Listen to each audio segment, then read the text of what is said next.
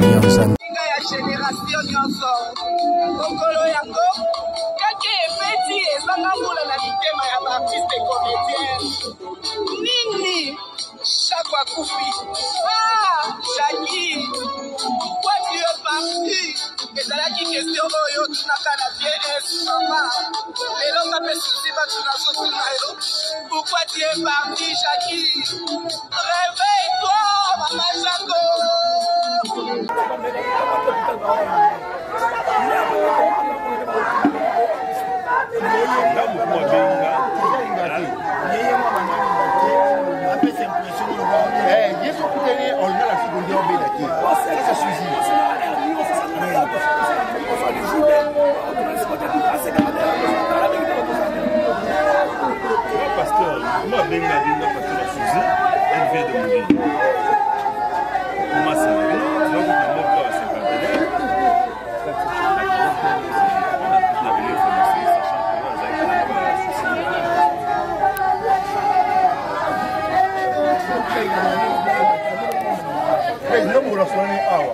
Elle était un peu malade.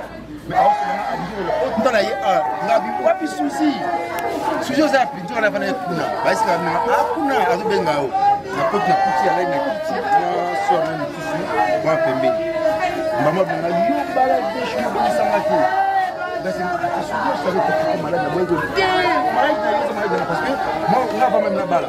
On a un peu de la soupe. On a un peu de il y a bien un marin on a un matin on a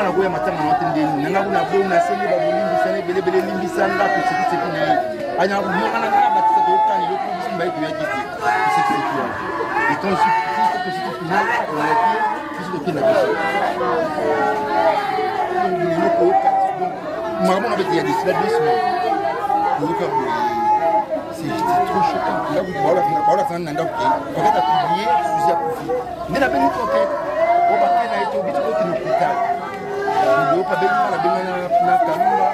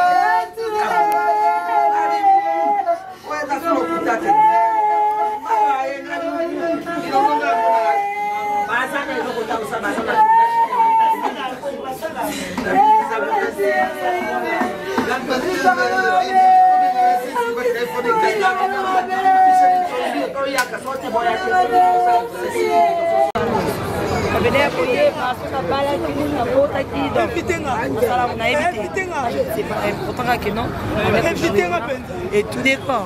Et tout. Merci beaucoup, Fleur Matin. C'est génération nyonso okolo yango kake epeti ezanga mbula na mitema ya baartiste comédienne nini chaque akufi Jackie pourquoi tu es parti ezalaki question oyo tunaka na vs mama lelo kape susi bato nazotuna yo pourquoi tu es parti Jackie réveille-toi mama Jaco. Chantal Nyanzan TV, la chaîne qui nous informe. Comment? Chantal Yanzambe TV, tout le monde en voté. Une chaîne qui nous informe, toujours actualité. Chaîne Abanamboka, Chantal Yanzambe TV.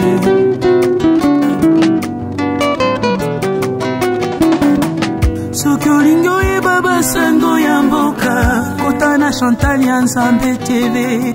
Mate ya kitoko, ba émission ya kitoko, kokuta sena Chantal Yanzambe TV.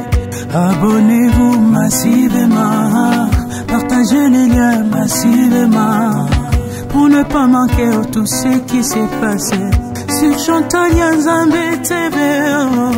Tomemeli binobili linde yasika, Chantal Yanzambe TV yangoyo. Chantal Yanzambe TV le mama, Shena bana mboka yangoyo. Chantal Yanzambe TV. Partagez, abonnez-vous, Chantal Yanzambe TV, chaîne Abanamboka yangoyo. Mama, chaîne Abanamboka, Chantal Yanzambe, mate ya kitoko, ba émission pe kitoko, eza kolendi sa kondima na biso, Chantal Yanzambe. Alarare dodo Abanamboka, Abanamboka, Chantal Yanzambe,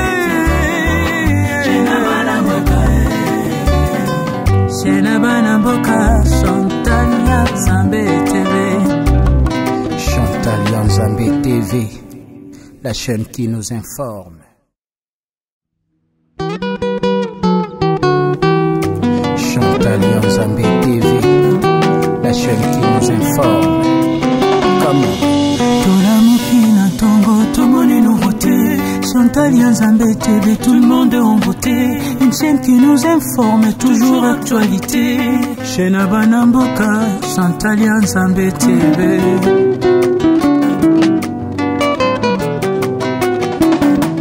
Sokolingo e baba sango yamboka, kotana Chantal Yanzambe TV. Mate ya kitoko, ba émission ya kitoko, kokuta sena Chantal Yanzambe TV. Abonnez-vous massivement, partagez les liens massivement, pour ne pas manquer tout ce qui s'est passé sur Chantal Yanzambe TV. Tomemeli binobili linde yasika, Chantal Yanzambe TV yangoyo. Chantal Yanzambe TV le mama, chaîne Abanamboka yangoyo. Chantal Yanzambe TV. Partagez, abonnez-vous, Chantal Yanzambe TV, chaîne Abanamboka yangoyo. Mama, chaîne Abanamboka, Chantal Yanzambe.